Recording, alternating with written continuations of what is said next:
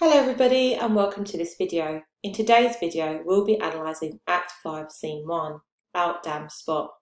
At this point in the play, the gentlewoman has called the doctor to observe Lady Macbeth sleepwalking. In this scene, Shakespeare is interested in conveying the tragedy of the human soul by presenting a very fragile Lady Macbeth who is sleepwalking and talking. Additionally, Shakespeare paints an image of the effects of loneliness and misery as both Lady Macbeth and Macbeth are no longer working together and have lost the support and companionship of a marriage. They are no longer united, which is a stark contrast to earlier points in the play. This is the first time we see Lady Macbeth since Act 3, Scene 4, and it's clear to see that her facade has dropped. If you remember, she told Macbeth to look like the innocent flower, but be the serpent under it. Within this scene, Lady Macbeth holds a candle, or a taper, by her side continuously, as she's afraid of the dark, which is ironic as she called upon the thick night in Act 1, Scene 5 to conceal the wound her keen knife makes. Whereas in Act 1, Scene 5, Lady Macbeth found comfort by calling upon the darkness, she now is able to see how her deeds have consequences. Shakespeare uses light and darkness throughout the play to not only represent the battle between good and evil, but also to show that light represents sight and knowledge, and darkness representing blindness and ignorance.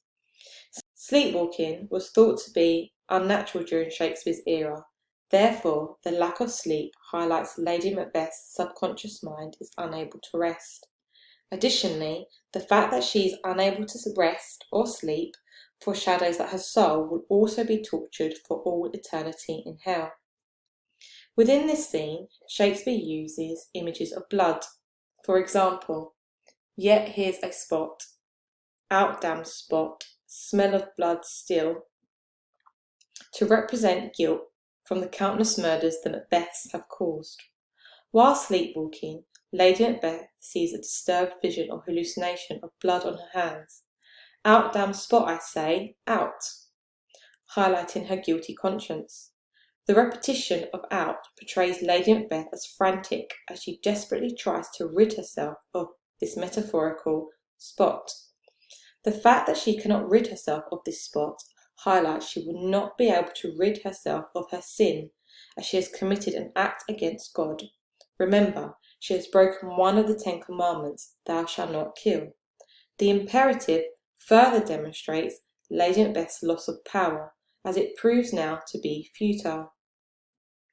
The fact that Lady Macbeth says hell is murky suggests that she knows the darkness intimately, and that she is already living in hell, as she is tormented by her guilt and anxieties, therefore is descending into madness. This scene almost acts as a confession to the murders that have taken place. The first confession is revealed when Lady Macbeth says, "Yet, who would have thought the old man to have so much blood in him?" The old man meaning Duncan.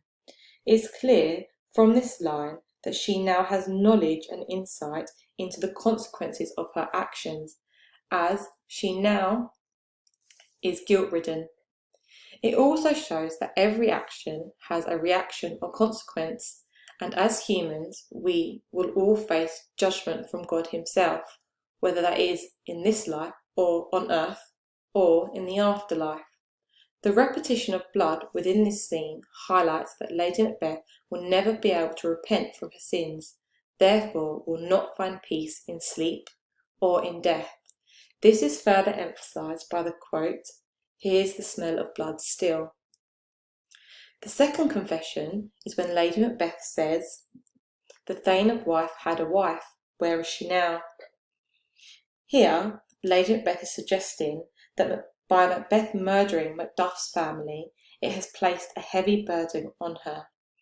And the third and final confession in this scene is the murder of Banquo, on line 70, where Lady Macbeth says, "Banquo's buried and he cannot come out of his grave." Lady Macbeth's hyperbolic phrase, "all the perfumes of Arabia will not sweeten this little hand," highlights her conscience is being tormented by the knowledge of the crimes she and her husband have committed for power. Therefore, her little hand will never be cleaned. Additionally, the metaphor here suggests the irreversibility of her actions. Nothing will rectify it. The adjective little connotes weakness and fragility, which is a stark contrast to the Lady Macbeth we met in Act 1, Scene 5, where she asks to be unsexed. The image of water is associated with washing away guilt, or, in Christian ceremonies, washing away sin. For example, in baptism, water is used to wash away original sin. Lady Macbeth reenacts the murder of Duncan when she says, "Wash your hands, put on your nightgown," suggesting she wants to wash away her blood-stained hands, which we as an audience know is futile, as she must face the consequences to her actions. It is ironic that Lady Macbeth insists in Act 2, Scene 2 that a little water clears us of this deed, when in fact it has only cleared the physical stain of blood and not the sin of murder or regicide. Before Lady Macbeth exits this scene, she repeats "Oh, oh, oh" in line 59, but also "Come, come, come, give me your hand." Here, Lady Macbeth's speech reflects her state of mind. Her rambles and repetition shows that she has lost control, as what has been done cannot be undone, as she will be forever haunted by her past actions, and the candle she carries cannot protect her from a murky hell. In her derangement, Lady Macbeth speaks in prose, whereas before she spoke in blank verse. The switch to prose is used in order to show her madness and loss of control. Lady Macbeth's suicide in Act 5, Scene 5 is the final desperate act of the mind seeking to cleanse itself. Thank you for watching, and don't forget to subscribe to the channel before you leave. If you found this video helpful and would like more tutorials, then please press the like button and leave a comment down below. Until next time, goodbye.